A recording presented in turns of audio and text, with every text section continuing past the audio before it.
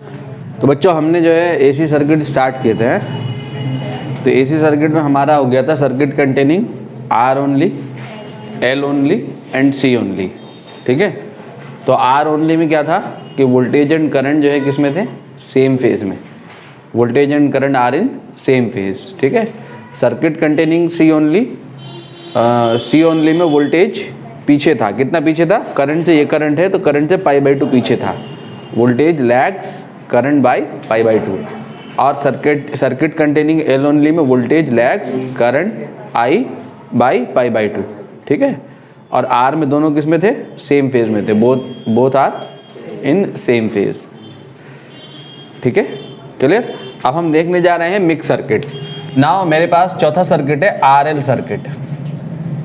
कौन सा circuit, RL circuit. ठीक है, सर्किट में आर और एल दोनों हैं। याद रहे हमें कौन से सर्किट पढ़ना है, यहाँ सीरीज एसी सर्किट पढ़ने हैं। ठीक है, सीरीज एसी सर्किट पढ़ने हैं बच्चों। सीरीज में कौन बढ़ता है, वोल्टेज या करंट है? सीरीज में कौन डिवाइड होता है, करंट डिवाइड होती है। ठीक है, ये आरएल सर्किट है। ठीक, अप्लाइड ईएमएफ ये हमने लिया था, क्या लिया था अप्लाइड ईएमएफ, ये अप्लाइड ईएमएफ है V = VM sin ω t। ठीक है, और current in the circuit I है मान लो। ठीक है, ये I है करंट इन द सर्किट। ठीक है, तो देखना है क्या, applied EMF,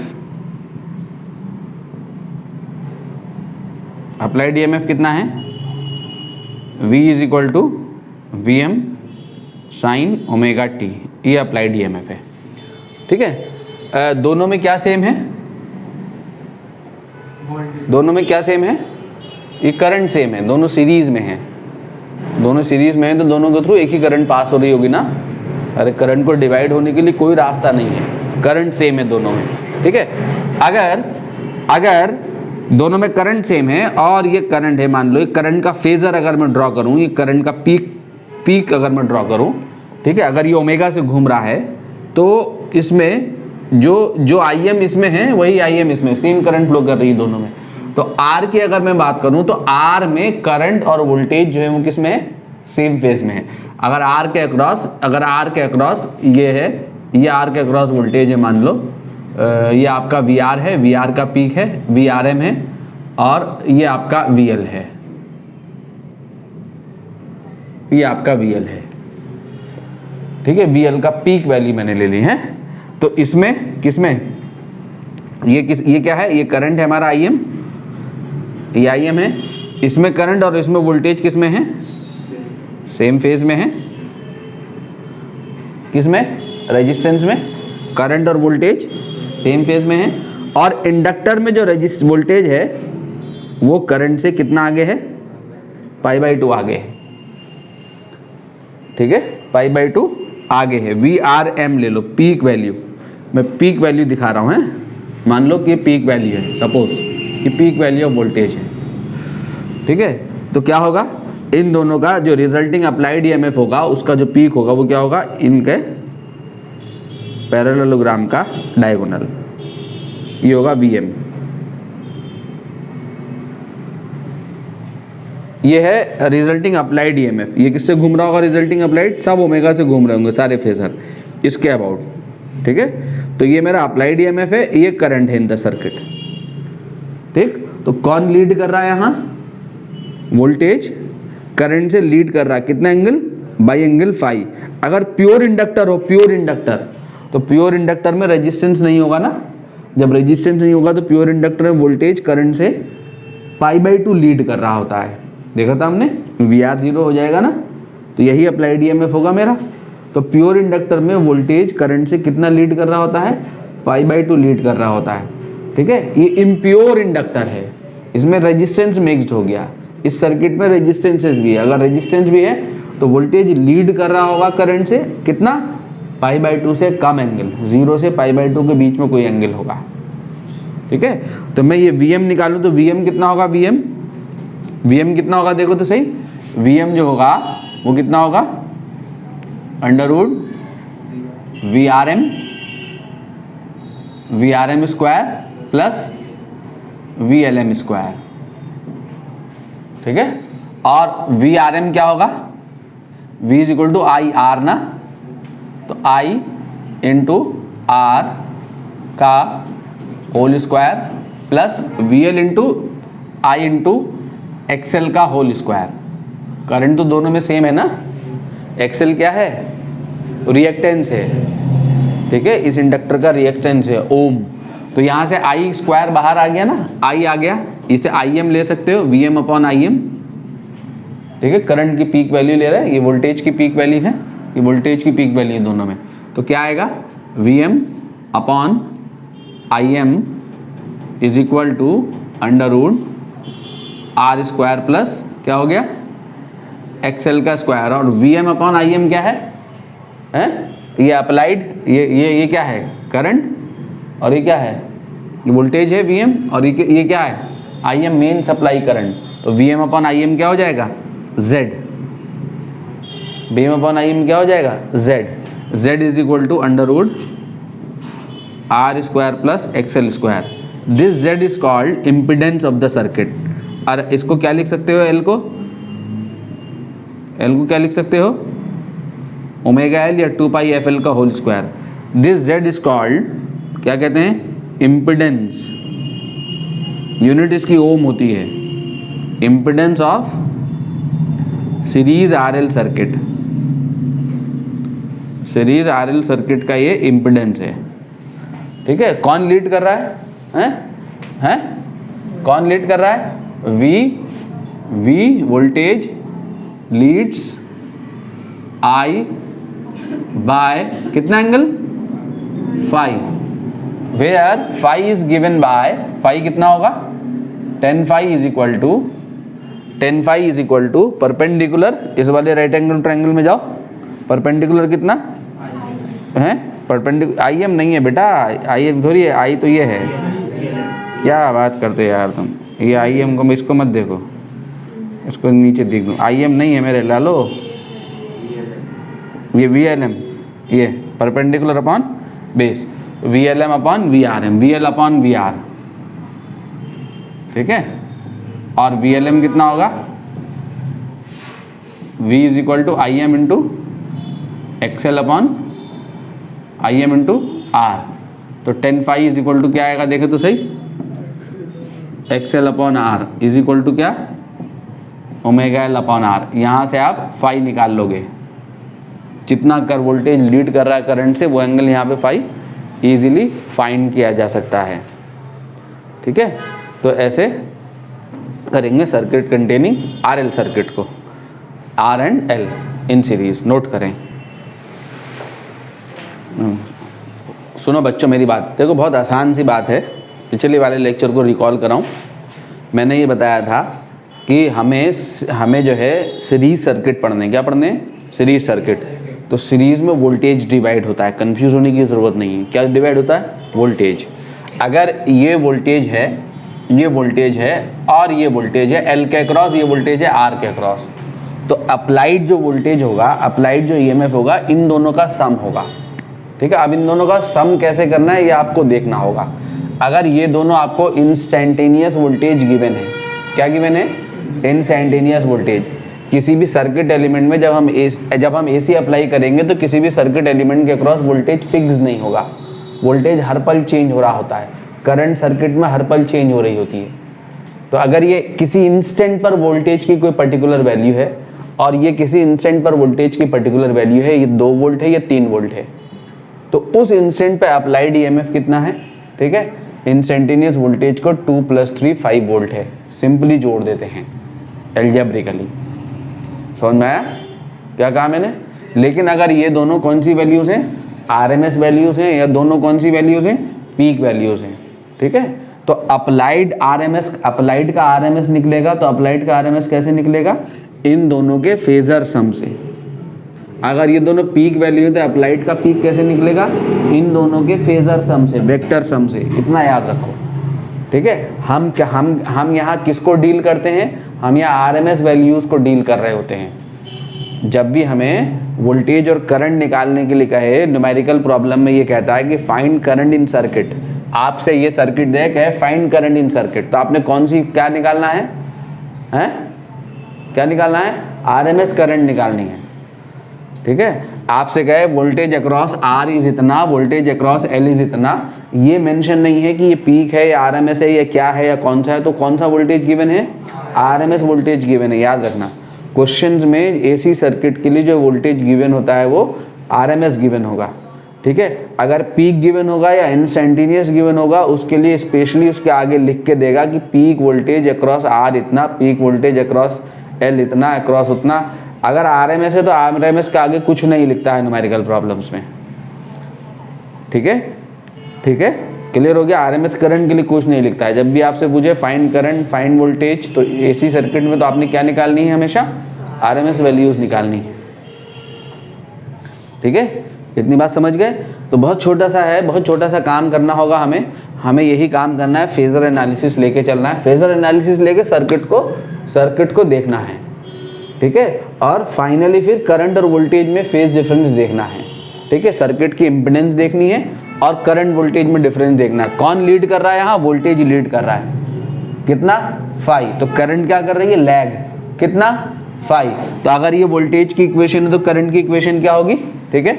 equation of current लिख सकते हो ना, क्या होगी equation of current, equation of current हो जाएगी I is equal to I M sine omega T minus 5। I M क्या है, आई एम क्या है, पीक वैल्यू ऑफ करंट, जो कि क्या होगी, जो कि क्या होगी V M upon Z, circuit की इम्पिडेंस, ठीक है। याद रखो जब वो कहे कि रिएक्टेंस निकालो इस सर्किट का, तो आपने क्या निकालना है, एक्सएल निकालना है, और जब कहे इम्पिडेंस निकालो तो आपने क्या निकालना है, जेड निकालना है। अगर वो सर्किट का रिएक्टेंस पूछ रहा हो तो जेड मत निकाल के आ जाना, ठीक है। अगर रिएक्टेंस पूछेगा तो क्या निकालोगे, एक्सएल निकालोगे, और इम्पिडेंस पूछेगा तो क्या निकालोगे, जेड निकालोगे। क्लियर हो गया। Now RC circuit, RC circuit, RC series circuit देख रहे हैं हम, ठीक है। हमारे सिलेबस में मैं फिर रिपीट कर दूं, हमारा कौन सा सर्किट है, 5th सर्किट है RC circuit. Series circuit AC circuit जो है वो हमारे सिलेबस में है, ठीक है। आर एंड सी किस में होंगे, सीरीज में।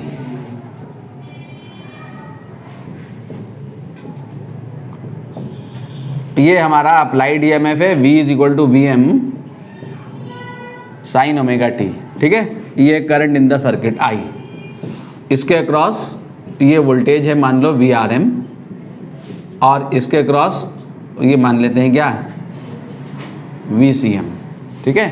तो इन दोनों में करंट जो है वो क्या है, एक ही फ्लो कर रही होगी, बिकॉज दोनों किस में है, सीरीज में है। किसमें, R और C दोनों में एक ही करंट होगी। आइए IM हो गई करंट, ठीक है। अब R में वोल्टेज और R में करंट, करंट जो जा रही है इसमें और जो वोल्टेज है, तो इसमें करंट देखो यहाँ दिखाओ मैं फिर, इसमें करंट और इसमें वोल्टेज किसमें है, सेम फेज में है। और C में करंट से वोल्टेज जो है क्या है, पीछे है, कितना पीछे है, π/2 पीछे है, ठीक है। तो इसमें करंट और इसमें वोल्टेज एक ही फेज में है, एक ही फेज में है, ये हो गया VRM। इसमें वोल्टेज करंट और सेम फेज में है, ठीक है। और C में वोल्टेज करंट से π/2 पीछे है, ये हो गया आपका VCM, ठीक है। ये सब किससे घूम रहे होंगे, फेजर ओमेगा से घूम रहे होंगे, ठीक। ये किसके अक्रॉस वोल्टेज है, R के अक्रॉस, ये किसके अक्रॉस वोल्टेज है, C के अक्रॉस। इन दोनों को जोड़ूंगा तो इन दोनों का सम क्या मिलेगा, अप्लाइड वोल्टेज, अप्लाइड EMF, ठीक है। ये पीक वोल्टेज में जोड़ रहा हूँ तो अप्लाइड का पीक क्या हो जाएगा, इन दोनों के पैरेललोग्राम का डायगोनल, सब ओमेगा से घूम रहे होंगे, ठीक है। ये क्या आएगा हमारा VM, ठीक है। ये सब ओमेगा से घूम रहे होंगे, ठीक है। तो ये अप्लाइड, ये सप्लाई करंट हो गई और ये अप्लाइड EMF हो गया। अप्लाइड EMF होगा इन दोनों वोल्टेज का सम, ठीक है। क्लियर हो गया। तो कौन पीछे है, वोल्टेज पीछे है, किससे, करंट से, कितना, बाय एंगल फाई। अगर प्योर कैपेसिटर होगा, pure capacitor circuit, pure capacitor circuit कौन सा सर्किट, जिसमें रेजिस्टेंस नहीं होगा, जीरो रेजिस्टेंस होगा, तो कितना पीछे होगा वोल्टेज करंट से? π/2 पीछे होगा।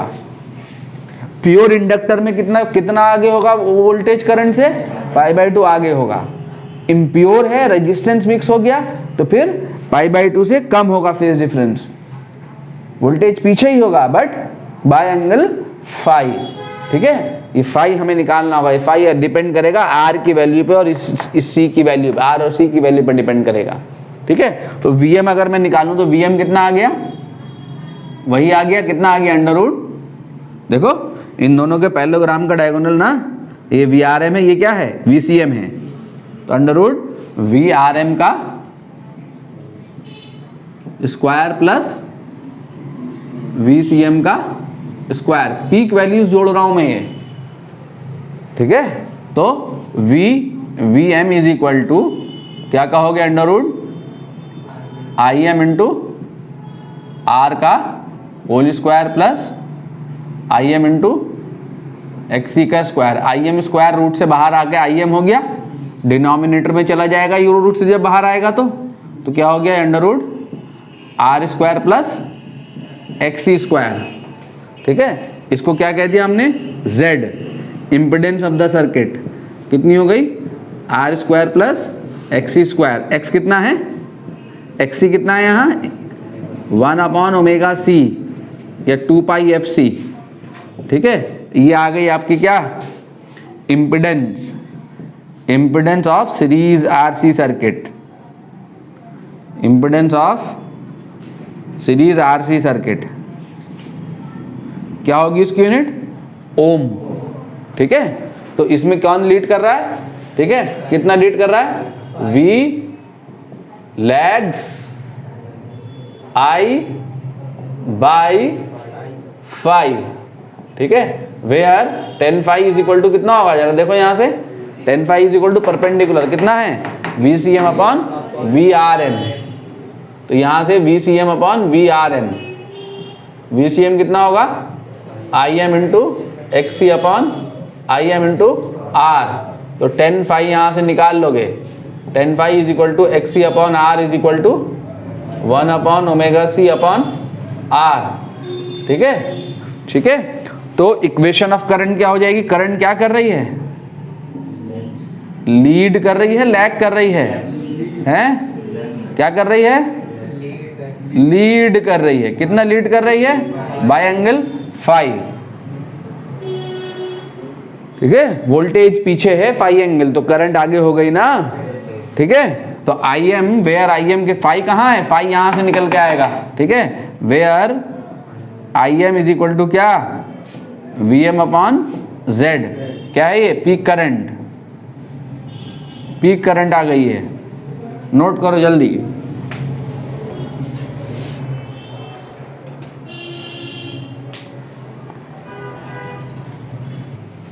Series RLC circuit,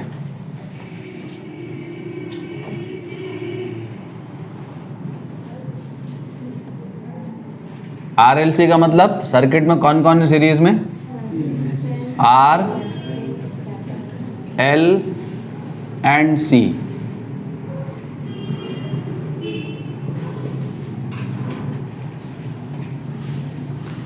R, L and C।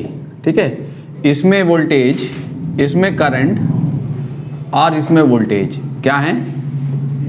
Same phase में है। इसमें वोल्टेज करंट से π/2 आगे है और इसमें वोल्टेज करंट से π/2 पीछे है। करंट सब में एक ही है, देखो करंट सबके लिए सबका फेजर एक ही है। ठीक है, करंट तीनों के थ्रू एक ही करंट फ्लो कर रही होगी। इसमें करंट और वोल्टेज सेम, तो करंट के रिस्पेक्ट में फेजर ड्रॉ हो जाएगा सबका। ठीक है, अगर पैरेलल सर्किट होगा तो किसके रिस्पेक्ट में ड्रॉ होगा? वोल्टेज के रिस्पेक्ट में ड्रॉ होगा। अगर ये तीनों पैरेलल में होते हैं तो देखो सीरीज और पैरेलल दोनों को करना बहुत आसान है। पहले पैरेलल, पहले सीरीज करते हैं। देखो मान लो ये अप्लाइड EMF है। ठीक है, यहाँ करंट फ्लो कर रही है सर्किट में I। ठीक है, तो ये अप्लाइड EMF है। तो अगर मैं फेजर ड्रॉ करूँ तो फेजर ड्रॉ होगा ऐसे। ये क्या हो गई? सर्किट में करंट हो गई, तीनों के थ्रू करंट हो गई, सप्लाई करंट हो गई IM। ये IM करंट फ्लो कर रही है। इसमें करंट और इसमें वोल्टेज जो है करंट के साथ फेज में है, एक ही फेज में है। ये हो गया आपका VRM हो गया। इसमें वोल्टेज करंट से π/2 आगे है, ये क्या हो गया VLM हो गया, ठीक है।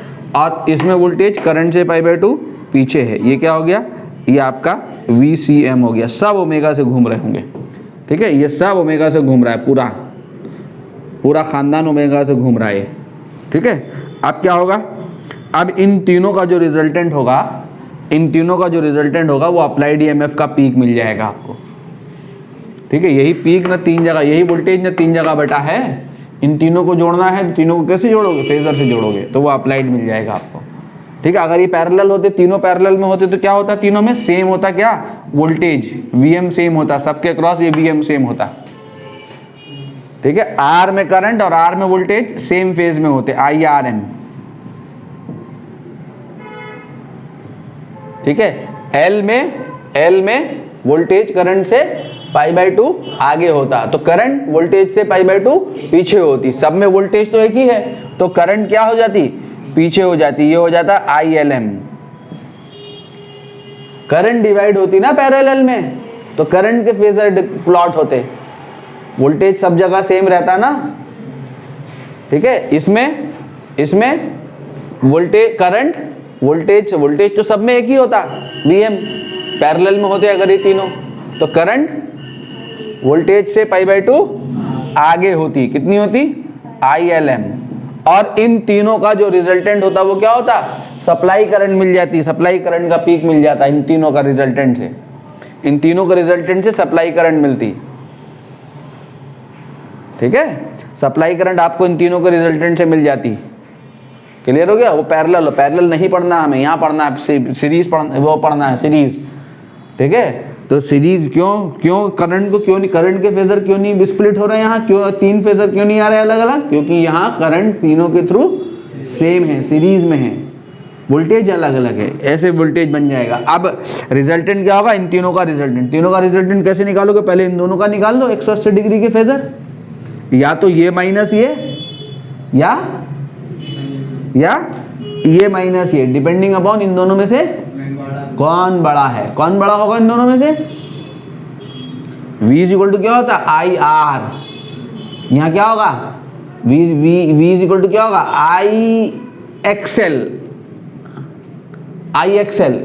IM इंटू XL, और ये क्या होगा IXC।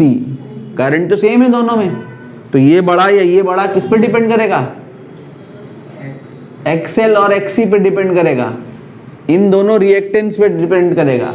XL कौन सी रिएक्टेंस है, इंडक्टिव रिएक्टेंस है, और XC कौन सी रिएक्टेंस है, कैपेसिटिव रिएक्टेंस है।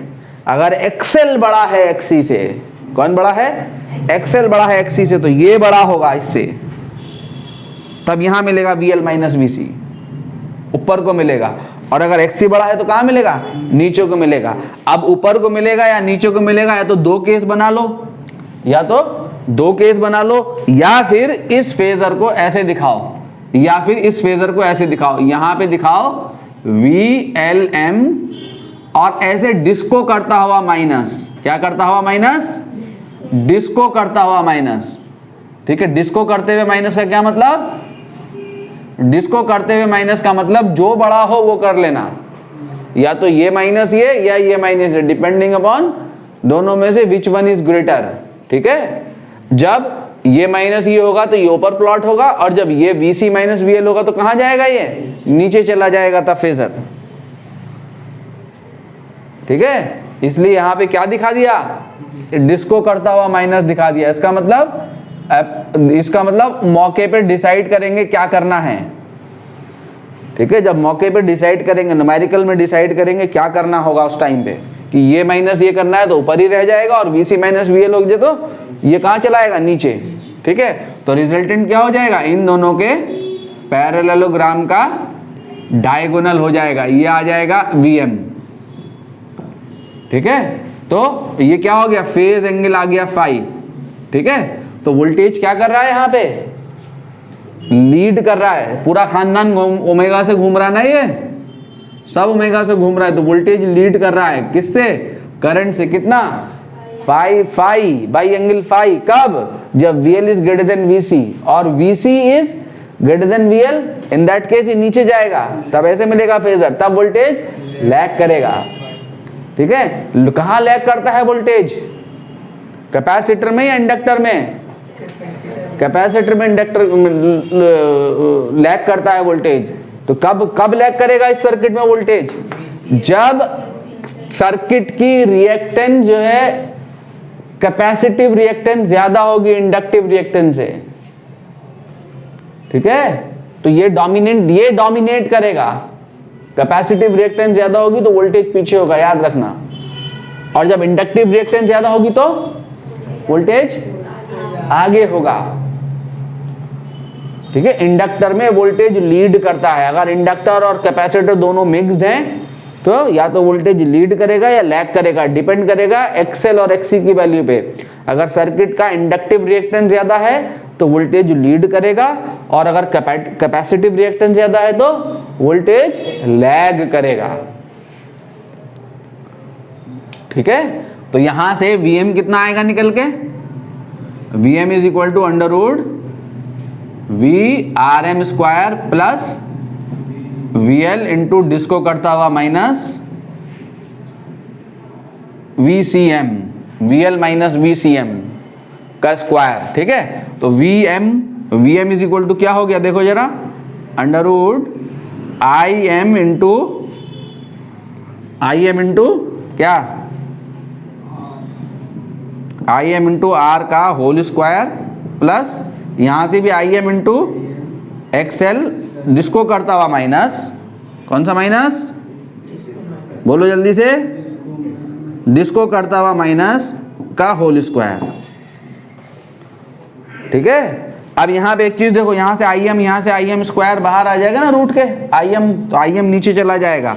तो यहां पे जिसको करता हुआ माइनस लगाओ मत लगाओ कोई फर्क नहीं पड़ता। क्यों नहीं पड़ता? हैं? नहीं मेरे मुन्ने, होल स्क्वायर है ये। XL माइनस XC का होल स्क्वायर निकालेगा या XC माइनस XL का होल स्क्वायर निकालेगा, एक ही वैल्यू आएगी। 2 माइनस 4 का होल स्क्वायर निकालेगा या 4 माइनस 2 का होल स्क्वायर निकालेगा, कोई फर्क नहीं पड़ेगा। ऐसी होगा ना। तो यहाँ पे ये डिस्को करता हुआ माइनस ना भी लगे तो कोई फर्क नहीं पड़ता है। XL माइनस XC कर लो या XC माइनस XL कर लो, वोल्टेज लीड करे या लैग करे, फेजर ऊपर ड्रॉ हो या नीचे ड्रॉ करो हो, इम्पीडेंस एक ही आएगी। इम्पीडेंस पे कोई फर्क नहीं पड़ेगा। ठीक है, तो ये आपकी इम्पीडेंस हो गई। ठीक है, किस पे फर्क पड़ेगा जरा ये देखना है, XL माइनस XC का whole square, Z is equal to under root, दिख रहा देखो जरा, ये वाली लाइन दिख रही है वीडियो में, omega L minus 1 upon omega C का होल स्क्वायर। ये आपका क्या आ गया, इम्पीडेंस क्या आ गई, दिख रही है ये इम्पीडेंस लिखा हुआ, नहीं दिख रहा है? तो बच्चों ये इम्पीडेंस जिनको नहीं दिख रहा ये लिख लेना, इम्पीडेंस आ गया, impedance of series RLC circuit, impedance हो गई है।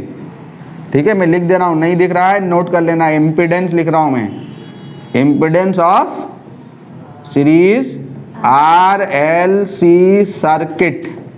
ठीक है, इम्पीडेंस आ गई। अब क्या देखना है?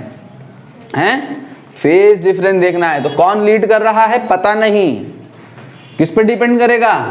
डिपेंड करेगा देखो पहली बात, इफ VLM, मैं पहली वाली बात नहीं लिख रहा हूं, मैं डायरेक्ट लिख रहा हूं। ठीक है, 10 फाई जो होगा वो कितना आएगा? 10 फाई इज इक्वल टू कितना होगा? Perpendicular upon base. परपेंडिकुलर कितना है देखो जरा, ये VL माइनस VLM डिस्को करता हुआ माइनस यहां पे लगाना जरूरी हो गया। अब क्यों जरूरी हो गया? क्योंकि यहां पे कोई होल स्क्वायर नहीं है, यहां पे बड़ा फर्क पड़ जाएगा। यहीं पे न्यूमेरिकल आता है, इसी पॉइंट पे ऑब्जेक्टिव क्वेश्चन पूछा जाएगा आपसे। ठीक है, तो 10 फाई इज इक्वल टू क्या हो जाएगा? IM into XL into IM into XC upon IM into R। दिख रहा बच्चों ये कोने में है? तो 10 फाई इज इक्वल टू आपका क्या आएगा? XL डिस्को करता हुआ माइनस XC अपॉन R। तो 10 फाई इज इक्वल टू क्या आएगा? ओमेगा एल कौन सा minus, upon omega C upon R, ये आएगा। अब सुनो मेरी बात ध्यान से, ठीक है। अब आपको या तो XL minus XC upon R लेना है या XC minus XL upon R लेना है। न्यूमेरिकल क्वेश्चन को ध्यान से पढ़ते हुए ये देखना है कि क्वेश्चन में उसने क्या कहा है। अगर क्वेश्चन में उसने कहा है कि सर्किट में इंडक्टिव रिएक्टेंस कैपेसिटिव रिएक्टेंस से डोमिनेट कर रही है, तब आप क्या करेंगे, XL minus XC upon R ले लेंगे। अगर उसने कहा है कि कैपेसिटिव रिएक्टेंस डोमिनेट कर रही है किससे, इंडक्टिव रिएक्टेंस से, तब आप क्या ले लेंगे, एक्सी माइनस एक्सएल ले लेंगे। ठीक है, मतलब क्या कह रहा हूं, जरा देखें ध्यान से। If XL is greater than XC, अगर ये स्पेसिफिकली आपके सामने मेंशन है न्यूमेरिकल में, तो 10 फाई जो होगा वो आपका क्या हो जाएगा, XL minus XC upon R हो जाएगा। ठीक है, और जब ये हो गया तो V जो होगा वो क्या करेगा, लीड्स I बाई फाई, क्योंकि इंडक्टिवली डोमिनेट करेगा सर्किट। और इक्वेशन ऑफ करंट क्या हो गई, I is equal to I M sine omega T minus phi. अगर ये अप्लाइड ईएमएफ है,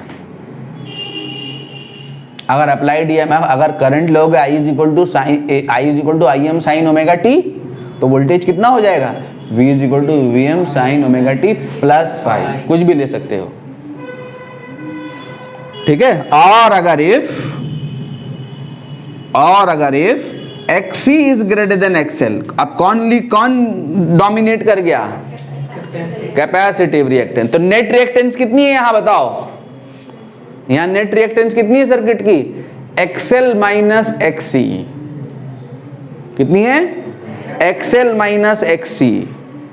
ठीक है, क्वेश्चन न्यूमेरिकल में इंडक्टिव रिएक्टेंस पूछेगा इस सर्किट में, find inductive reactance, find capacitive reactance, दो बातें हो गई। तीसरी बात भी पूछेगा, फाइंड नेट रिएक्टेंस। तो नेट रिएक्टेंस का मतलब आपने XL माइनस XC या XC माइनस XL निकालना है। ठीक है, ठीक है, अगर आपके पास XL बड़ा है XC से, तो इसका मतलब net reactance of the circuit क्या, इंडक्टिव, तो इंडक्टिवली डोमिनेंट सर्किट है। और अगर XC बड़ा है XL से, तो कैपेसिटिवली डोमिनेंट सर्किट है। नेट रिएक्टेंस क्या हो जाएगी, XC माइनस XL। ठीक है, अगर नेट रिएक्टेंस पूछेगा तो या तो XL माइनस XC निकालना होगा या XC माइनस XL निकालना होगा। ठीक है, तो 10 फाई क्या हो जाएगा, अब 10 फाई इज इक्वल टू क्या हो जाएगा, XC और XL की तो वैल्यू रख लोगे ना, XC minus XL upon R। अब जो होगा इसमें क्या होगा, V लैग्स, नीचे लिख रहा हूं बच्चों, जिनको ना दिख रहा हो लिख लेना। देखो मैं लिख रहा हूं V lags I by phi.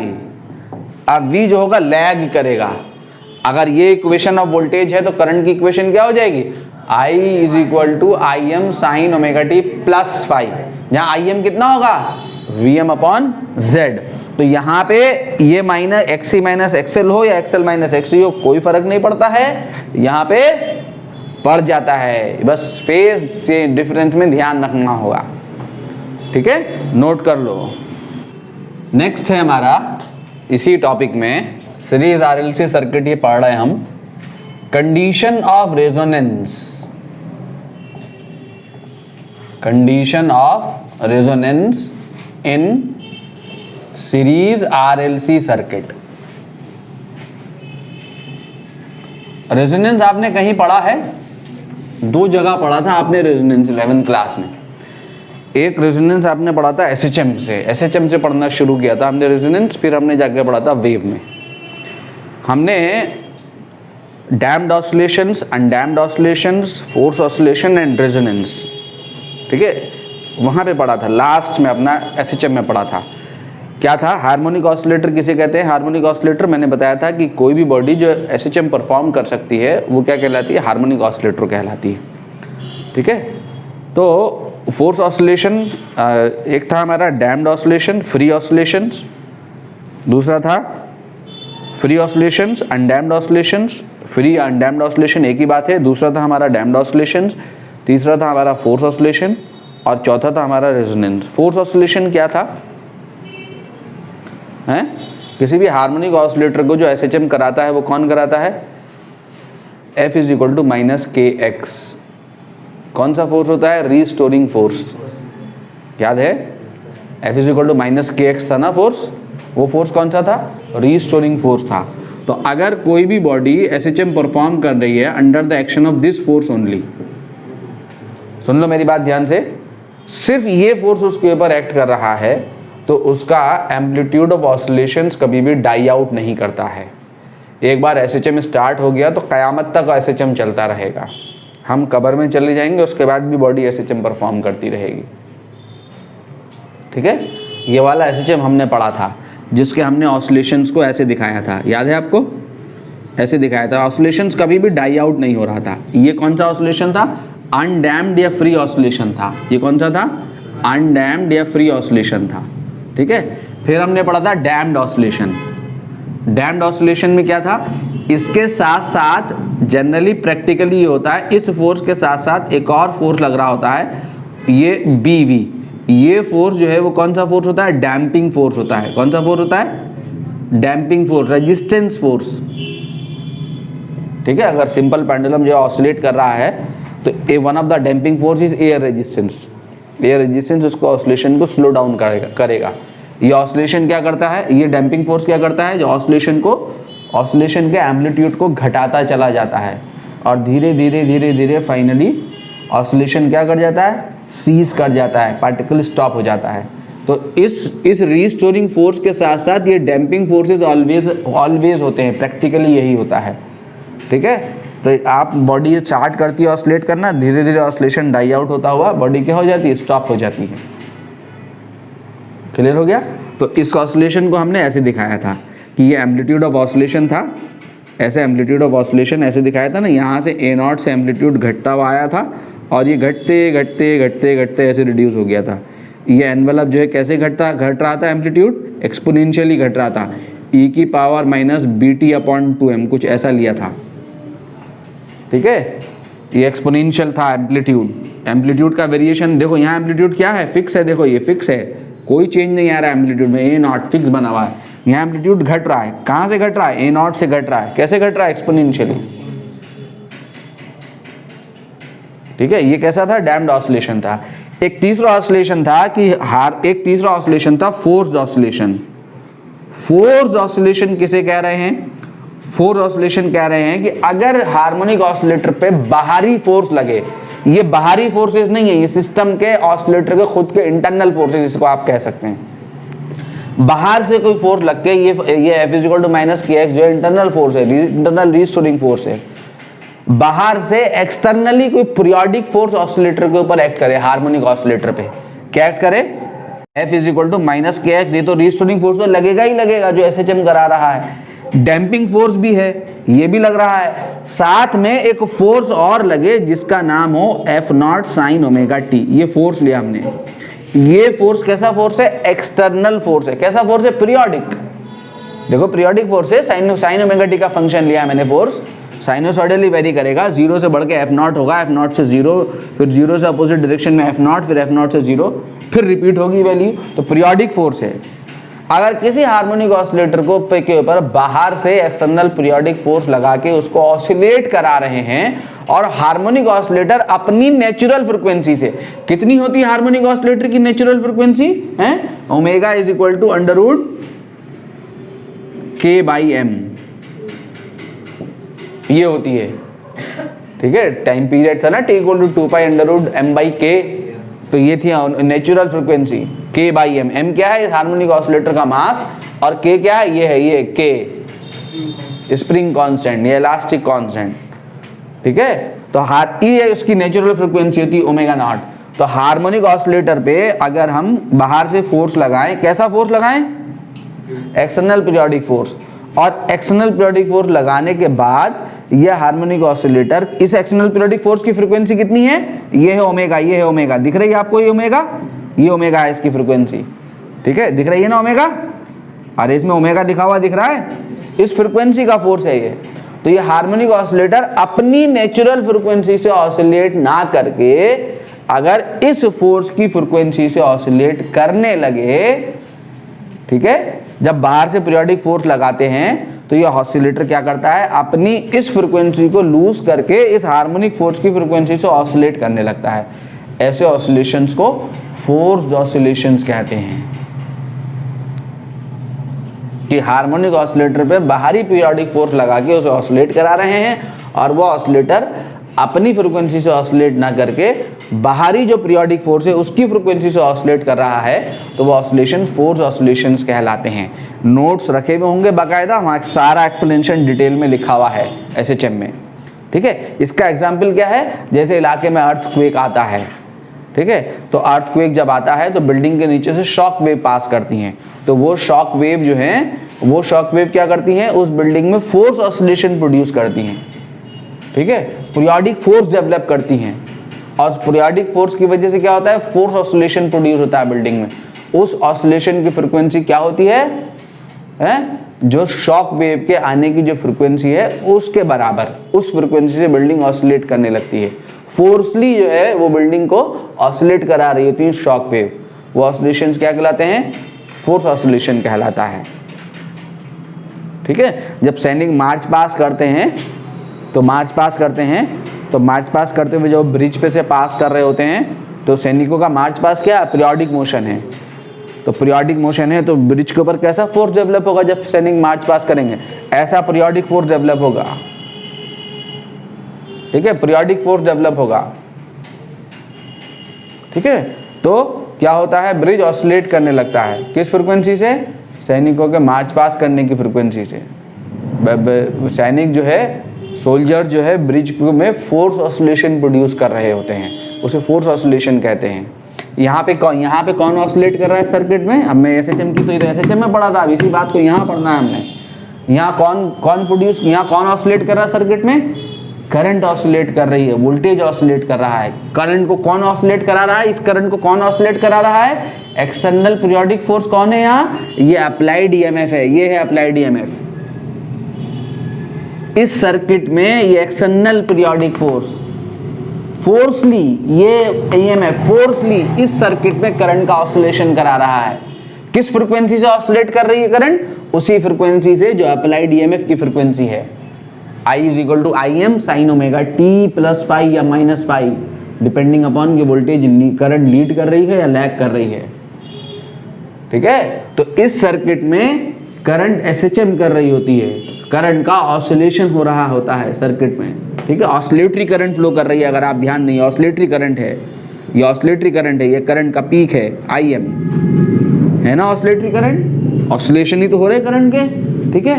ये करंट में किस फ्रीक्वेंसी का ऑसिलेशन चाहिए, उसी फ्रीक्वेंसी के, इस फ्रीक्वेंसी के, जिस फ्रीक्वेंसी का यहाँ पर ये ईएमएफ अप्लाई किया गया है। तो ये एक्सटर्नल पीरियोडिक फोर्स, ये एक्सटर्नल अप्लाइड ईएमएफ फोर्सली इस सर्किट में करंट को ऑसिलेट करा रहा है अपनी फ्रीक्वेंसी से, ठीक है। तो ये ऑसिलेशंस क्या हैं, इसके क्या कहलाएंगे, फोर्स ऑसिलेशन कहलाएंगे, ठीक है। अब हर बॉडी की एक नेचुरल फ्रीक्वेंसी होती है, कितनी है वो नेचुरल फ्रीक्वेंसी, कितनी है यहाँ पर हार्मोनिक ऑसिलेटर के लिए, omega nought is equal to under root K by M, ठीक है। अगर ऐसा हो जाए, अब हम किसकी बात कर रहे हैं, रेजोनेंस की बात कर रहे हैं, रेजोनेंस। अगर ऐसा हो जाए कि जो एक्सटर्नल पीरियोडिक फोर्स है, दिख रहा है आपको एक्सटर्नल पीरियोडिक फोर्स ओमेगा, इसकी फ्रीक्वेंसी जो हार्मोनिक ऑसिलेटर की नेचुरल फ्रीक्वेंसी उससे मैच कर जाए, उसके बराबर हो जाए, यहां इस केस में डैंपिंग फ्रीक्वेंसी के बराबर हो जाए, यह सीधी भाषा में समझे, ज्यादा मुश्किल हो जाएगा, कि एक्सटर्नल अप्लाइड फोर्स की फ्रीक्वेंसी नेचुरल फ्रीक्वेंसी के बराबर हो जाए। तो नेचुरल फ्रीक्वेंसी के बराबर होने से क्या होता है कि एम्पलीट्यूड ऑफ ऑसिलेशन जो है, ये जो फोर्स ऑसिलेशन प्रोड्यूस हो रहा था, एम्पलीट्यूड ऑफ ऑसिलेशन जो है वो क्या हो जाता है, लार्ज, वेरी लार्ज हो जाता है। ये घटना रेजोनेंस कहलाती है, ठीक है। उस एम्पलीट्यूड ऑफ ऑसिलेशंस को मैंने ऐसे दिखाया था, बहुत ऐसे करके प्लॉट करके दिखाया था, ये ऐसे लार्ज हो गया था, किस फ्रीक्वेंसी पे, omega is equal to omega nought, ऐसे एम्पलीट्यूड दिखाया था। कहाँ दिखाया था एम्पलीट्यूड, एसएचएम में झांक के देखना उसमें, ठीक है, SHM को 11 का झांक के देखोगे वहाँ पे ये प्लॉट मिलेगा आपको। जब एम्पलीट्यूड ऑफ ऑसिलेशन जो है किसके बराबर हो जाए, जब फोर्स ऑसिलेशन की फ्रीक्वेंसी किसके बराबर हो गई, नेचुरल फ्रीक्वेंसी के बराबर हो गई, तो amplitude of oscillation of the building very large हो जाएगा। बिल्डिंग की अपनी नेचुरल फ्रीक्वेंसी जिस पे वो ऑसिलेट कर सकती है, अगर आप बिल्डिंग के नीचे से शॉक वेव जो आ रही है उसकी फ्रीक्वेंसी बिल्डिंग की frequency of natural frequency of oscillation के बराबर हो गई, तो बिल्डिंग क्या कर जाएगी, कोलैप्स कर जाएगी। Amplitude of oscillation of the building क्या हो जाएगा, वेरी लार्ज हो जाएगा, जिसकी वजह से बिल्डिंग कोलैप्स कर सकती है। इलाके में अर्थक्वेक आता है, एक आध बिल्डिंग, एक सी बिल्डिंग खड़ी हुई है किसी सोसाइटी में, कोई एक बिल्डिंग जो है वो कोलैप्स हो गई, बाकी खड़ी रह गई, तो इसका क्या मतलब है, इसका मतलब रेजोनेंस अगर कर गया होगा। ठीक है, जब सैनिक मार्च पास कर रहे होते हैं तो उनको इंस्ट्रक्शन होती है कि रास्ते में ब्रिज पड़ जाए तो मार्च पास करना छोड़ देना है, फिर दौड़ते भागते रैंडम मोशन में वो ब्रिज को पास करते हैं। क्यों, क्योंकि अगर सैनिकों के मार्च पास करने की फ्रीक्वेंसी ब्रिज के नेचुरल फ्रीक्वेंसी ऑफ ऑसिलेशन से मैच कर गई तो amplitude of oscillation of the bridge क्या हो जाएगा, लार्ज हो जाएगा, ब्रिज क्या कर जाएगा, कोलैप्स। यहाँ पर ये जो सर्किट है सीरीज RLC सर्किट, इसकी अपनी नेचुरल फ्रीक्वेंसी है, जिस नेचुरल फ्रीक्वेंसी पे इस सर्किट में अगर इसकी अपनी नेचुरल फ्रीक्वेंसी ऑफ ऑसिलेशन है, अगर अप्लाइड EMF की फ्रीक्वेंसी उस नेचुरल फ्रीक्वेंसी ऑफ ऑसिलेशन से मैच कर गई तो एम्पलीट्यूड ऑफ करंट, अब ये किसका एम्पलीट्यूड होगा, ग्राफ किसके लिए होगा, करंट के लिए, amplitude of current in this circuit क्या हो जाएगा, लार्ज, मैक्सिमम। करंट का एम्पलीट्यूड इस सर्किट में मैक्सिमम हो जाएगा अगर कोई डैम्पिंग नहीं है। यहाँ डैम्पिंग कौन है, ये है R is the damping, R डैम्प करेगा, यहाँ R एनर्जी को लॉस कराएगा। अगर कोई डैम्पिंग नहीं है तो यहाँ amplitude of oscillations of current क्या हो जाएगा, इनफाइनाइट। अगर नेचुरल, इसकी अपनी नेचुरल फ्रीक्वेंसी है सर्किट की, जिस फ्रीक्वेंसी पे इसका अगर वो फ्रीक्वेंसी, वो नेचुरल फ्रीक्वेंसी अप्लाइड EMF की फ्रीक्वेंसी उस नेचुरल फ्रीक्वेंसी ऑफ ऑसिलेशन के बराबर आ गई, ठीक है, तो एम्पलीट्यूड ऑफ करंट क्या हो जाएगा, लार्ज हो जाएगा। ठीक है, ये घटना क्या कहलाती है, रेजोनेंस कहलाती है। तब ये सर्किट जो है क्या कहलाएगा, is said to be in resonance. यानी ये सर्किट रेजोनेंस में कब होगा, अगर अब हम उल्टा चलें, कब होगा, जब वो नेचुरल फ्रीक्वेंसी क्या है मुझे वो फाइंड करनी है, तो कैसे मिलेगी, जब इस सर्किट में करंट का एम्पलीट्यूड क्या होगा, मैक्सिमम। जिस पल इस सर्किट में करंट का एम्पलीट्यूड मैक्सिमम है उस पल ये सर्किट जो है कौन सी कंडीशन में है, रेजोनेंस कंडीशन में है। ठीक है, तो लिखो the series RLC circuit is said to be in resonance. लिखा दूं यार, बच्चों को भी लिखना होगा, पता नहीं मेरे साथ साथ ये वीडियो देखते हुए कर पाएंगे नहीं कर पाएंगे। The series RLC circuit is said to be in resonance when current in the circuit is maximum. Current in the circuit is maximum, current amplitude. ठीक है, कब होगा रेजोनेंस में, जब सर्किट में करंट क्या होगी, मैक्सिमम होगी। Current in the circuit is maximum, किसी भी सर्किट में करंट मैक्सिमम कब होगी, बोलो, अरे यार बोलो यार, कुछ तो बोलो यार, जब उस सर्किट का रेजिस्टेंस मिनिमम होगा। रेजिस्टेंस की जगह यहाँ कौन है, इम्पीडेंस है, Z है। ठीक है, current in the circuit is maximum when impedance Z, impedance Z is minimum.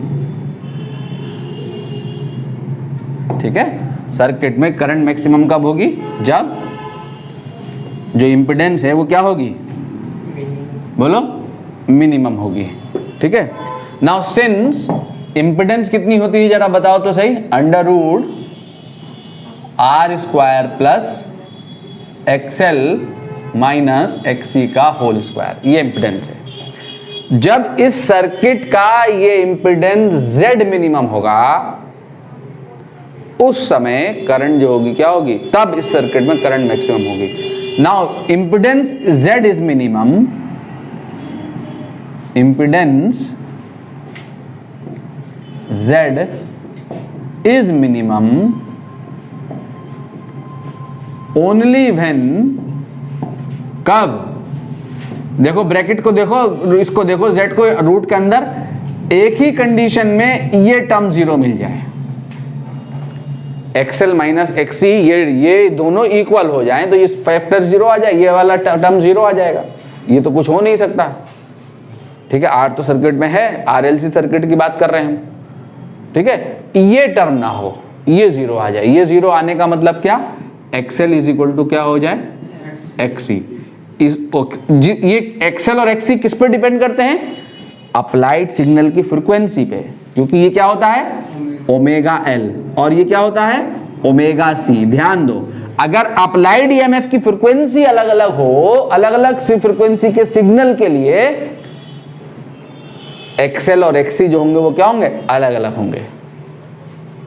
ठीक है, ये ज्यादा फ्रीक्वेंसी को ज्यादा रिएक्टेंस देगा, इंडक्टिव रिएक्टेंस ज्यादा होगी ज्यादा फ्रीक्वेंसी के लिए, और यहां पे कैपेसिटिव रिएक्टेंस ज्यादा फ्रीक्वेंसी के लिए कम होती चली जाएगी। ठीक है, ओमेगा पे डिपेंड करेगा,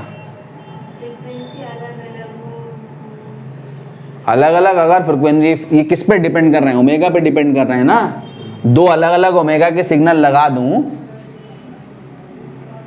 दो अलग अलग ओमेगा के सिग्नल लगा दूं तो दोनों के लिए एक्सएल अलग अलग होंगे ना, एक्सी भी अलग अलग होंगे। ठीक है, ठीक है, एक यहाँ पे अगर मैं वेरिंग फ्रीक्वेंसी का सिग्नल लगाता चला जाऊं, एक फ्रीक्वेंसी ऐसी आ सकती है जिस फ्रीक्वेंसी के लिए ये दोनों आपस में क्या हो गए, इक्वल हो गए, उस फ्रीक्वेंसी को हम क्या कह रहे हैं यहाँ, ओमेगा नॉट कह रहे हैं। क्या कह रहे हैं, ओमेगा नॉट। ये फ्रीक्वेंसी कौन सी फ्रीक्वेंसी है, रेजोनेंस फ्रीक्वेंसी या नेचुरल फ्रीक्वेंसी ऑफ ऑसिलेशन। मैंने किस कंडीशन के लिए निकाला, मैक्सिमम करंट कंडीशन के लिए। मैक्सिमम करंट कंडीशन के लिए वो फ्रीक्वेंसी ये आई निकल गई। ठीक है, तो ओमेगा नॉट कितनी आई यहां से निकल के, 1/√LC। ठीक है, ये क्या एफ नॉट, इसको 2πf लिखोगे ना, इसको ओमेगा नॉट भी, omega nought is equal to 2πf ना, omega is equal to 2πf, तो एफ नॉट कितना हो जाएगा, एफ नॉट कितना हो जाएगा, 1/2π√LC। ये आपकी रेजोनेंस फ्रीक्वेंसी है, ये नेचुरल फ्रीक्वेंसी ऑफ ऑसिलेशन है सर्किट का। This natural frequency of oscillation is called क्या, क्या कहलाती है, resonance frequency of series RLC circuit. अब मेरी बात सुनो ध्यान से, तुम्हारे सामने ये रेजोनेंस फ्रीक्वेंसी आ गई, और ये क्या है, ये क्या है, ये अप्लाइड सिग्नल की फ्रीक्वेंसी ओमेगा दिख रही है आपको, और ये रेजोनेंस फ्रीक्वेंसी कितनी है, 1/√LC। अगर ये अप्लाइड सिग्नल की फ्रीक्वेंसी इस फ्रीक्वेंसी से कम है, मान लो सर्किट में L और C की पर्टिकुलर वैल्यू के लिए ये आपका 500 रेडियन पर सेकंड आता है। L की कुछ वैल्यू रखी मैंने, C की कुछ वैल्यू रखी है, 500 रेडियन पर सेकंड आ गया, मान लिया सपोज आ गया। ठीक है, आ जाएगा ना 500 रेडियन, को ऐसी खास बात तो है नहीं L और C की वैल्यू के लिए। अगर आपका अप्लाइड सिग्नल 400 रेडियन पर सेकंड है तो सर्किट में करंट का एम्पलीट्यूड मैक्सिमम नहीं होगा, करंट फ्लो कर रही होगी कुछ कम वैल्यू की फ्लो कर रही होगी।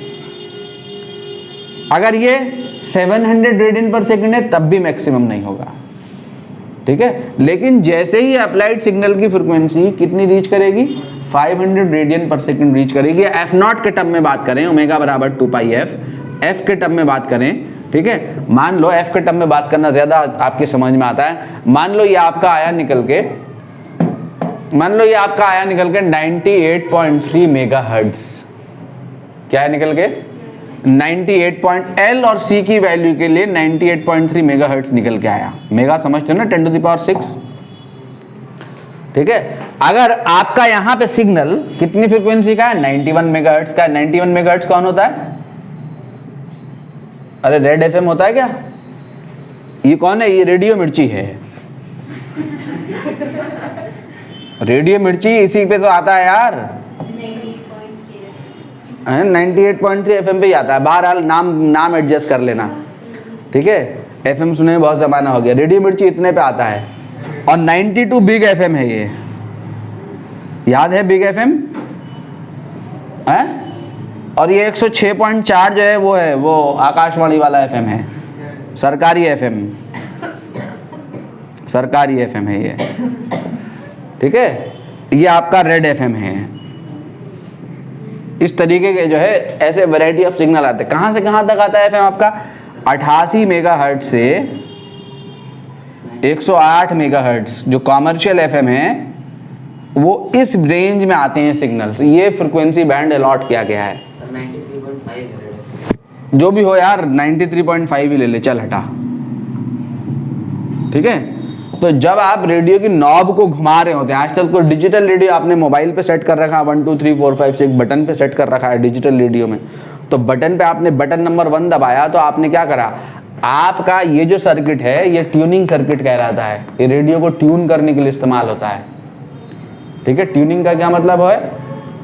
ट्यून करने का क्या मतलब? किसी पर्टिकुलर सिग्नल को सेलेक्ट करना और बाकी सबको रिजेक्ट करना। आपके एंटीना पे कितने एफएम के सिग्नल लिखे मैंने? 1 2 3 4 याद थे मैंने। यहाँ इस एंटीना पे 4 नहीं, जितने सिग्नल हैं सब आ रहे होते हैं। आपका जो एफएम रेडियो रिसीवर है, अगर एफएम के इस दिल्ली में 25 ट्रांसमिशन हो रहा है, 10 सिग्नल 10 स्टेशन से ट्रांसमिशन हो रहा है, तो 10 के 10 सिग्नल यहाँ पे आ रहे होंगे, ठीक है। जब आप इस पर्टिकुलर सिग्नल को सिलेक्ट करना चाहते हो तो आप क्या कर रहे होते हो, आप इस सर्किट की रेजोनेंस फ्रीक्वेंसी को 98.3 मेगाहर्ट्ज सेट कर रहे होते हो। एल और सी की वैल्यू को, यहाँ पे सी वेरिंग होता है, कैपेसिटर सी को वेरी किया जाता है। और जब मैं सी को वेरी कर दूं तो इस सर्किट की बहुत सारी रेजोनेंस फ्रीक्वेंसी हो जाएंगी। जब आपने बटन नंबर 1 सेट किया पे आपने ये सेट कर रखा है, तो इसका मतलब 1 नंबर पे आपने इस सर्किट की रेजोनेंस फ्रीक्वेंसी 98.3 मेगाहर्ट्ज सेट की हुई है। जैसे आप 1 बटन पुश करोगे तो आपके एंटीना पे रेडियो के एंटीना पे जो वैरायटी ऑफ सिग्नल्स आ रहे होंगे, उन सिग्नल्स में से इस सिग्नल के करस्पॉन्डिंग करंट क्या हो जाएगी? एकदम से मैक्सिमम। और बाकी जो बचे हुए सिग्नल होंगे उनके लिए करंट क्या होगी? मिनिमम होगी, डाउन होगी एकदम। किसके लिए करंट एकदम शूट करेगी? जिसके लिए रेजोनेंस आएगा, इसके लिए रेजोनेंस आएगा। और जिस सर्किट के लिए करंट, जिस सिग्नल के लिए करंट मैक्सिमम होगी, रेडियो का सर्किट उस सिग्नल पे एक्चुएट होगा, उस सिग्नल को रिस्पॉन्ड करेगा, ठीक है। तो वो पर्टिकुलर सिग्नल सेलेक्ट हो जाएगा और बाकी बचे हुए सिग्नल क्या हो जाएंगे?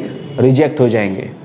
आप ये वाला सिग्नल सेलेक्ट करना चाहते हो तो आपने इसकी फ्रीक्वेंसी को अब क्या करना पड़ेगा?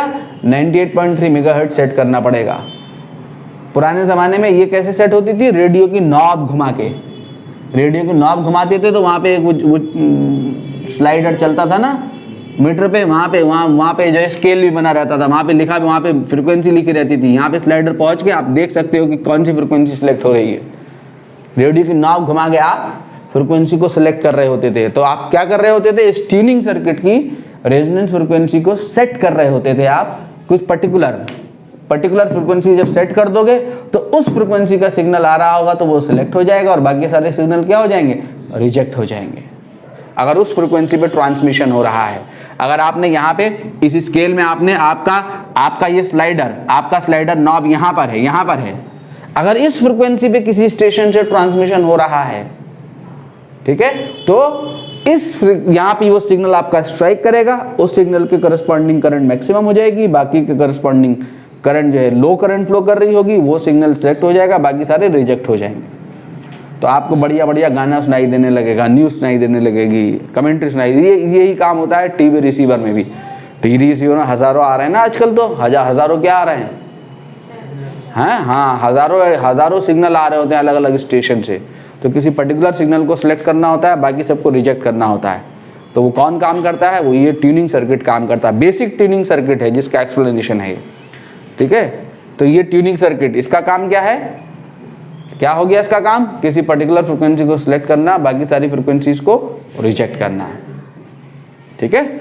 नोट डाउन, देखो जरा ध्यान से। तो एट रेजोनेंस क्या क्या हुआ? एट रेजोनेंस क्या हो गई, F naught is equal to आ गई 1/√2π/LC। ये क्या हो गई आपकी रेजोनेंस फ्रीक्वेंसी हो गई। इम्पिडेंस जो है सर्किट की वो क्या बचेगी, impedance Z is equal to क्या हो जाएगी R। क्यों हो जाएगी, क्योंकि XL और XC इक्वल हो गए। जब इंडक्टिव कब आएगा रेजोनेंस, जब इंडक्टिव रिएक्टेंस और capacitive reactance of the circuit क्या होगी, इक्वल सेम होगी, यानी net reactance of the circuit क्या होगी, zero. Net reactance of the circuit क्या होगी, जीरो। तो VL और VC क्या हो जाएंगे, कैंसिल आउट।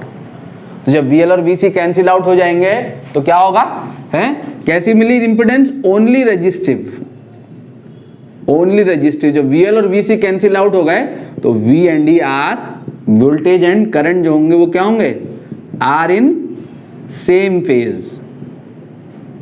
किसमें होंगे, सेम फेज में होंगे। यानी कितना होगा फेज डिफरेंस वोल्टेज और करंट के बीच में, 0 डिग्री का। ठीक है, 0 डिग्री का फेज डिफरेंस होगा। जब 0 डिग्री का फेज डिफरेंस होगा तो करंट एम्पलीट्यूड कितना होगा, Im is equal to Vm upon Z and the Z is R और R इज क्या हो गया, मिनिमम। तो करंट एम्पलीट्यूड क्या होगा, मैक्सिमम।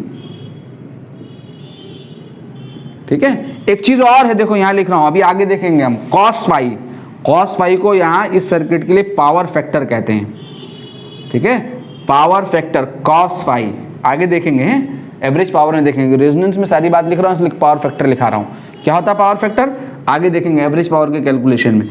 फाई कितना है, 0। फाई क्या होता है पावर फैक्टर में, phase difference between voltage and current. यहाँ वोल्टेज और करंट क्या है, सीरीज RLC सर्किट में सेम फेज में। कब, रेजोनेंस कंडीशन में। रेजोनेंस कंडीशन में voltage and current are in same phase. Circuit का जो इंपेडेंस बची वो कौन सी बची, ओनली रेजिस्टिव। और रेजिस्टेंस में क्या होता है, वोल्टेज और करंट सेम फेज में होते हैं। ठीक है, पावर फैक्टर कितना होगा, cos 0 डिग्री, यानी कितना होगा 1। ये पावर फैक्टर की कौन सी वैल्यू है, मैक्सिमम वैल्यू है। ये सब पॉइंट्स ऑब्जेक्टिव क्वेश्चंस के लिए याद करने होंगे, और 1 मार्क्स के क्वेश्चन के लिए जो आपका जो मल्टीपल चॉइस क्वेश्चंस आएंगे बोर्ड एग्जाम में, उसके लिए भी याद करने होंगे।